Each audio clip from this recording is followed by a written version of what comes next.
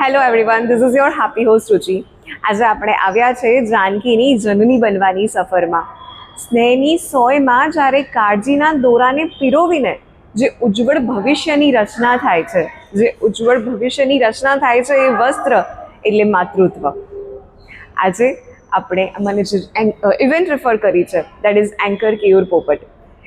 આ જે spiritual baby shower છે એ કેયુરની કલમે ક્યુરેટેડ કોન્સેપ્ટ છે અને બહુ જ બધા એન્કર્સે એને ખુલ્લા દિલથી અપનાવ્યો છે, કારણ કે એમાં બહુ જ બધી લાગણીઓ છે. જે સ્પિરિચ્યુઅલ બેબી શાવર છે, એકચ્યુઅલી એની જે રચના છે એની શરૂઆત છે ને વૈદિક કાળ દરમિયાન થઈ હતી. એ આજકાલનું કંઈ નવું છે એવું નથી. બસ ક્યાંક ને ક્યાંક આપણે આપણી પરંપરાઓથી થોડાક બહુ જ આગળ વધી ગયા હતા. આજે આપણે ફરીથી જાનકીના બેબી શાવરમાં આ લાગણીઓને અનુભવીશું.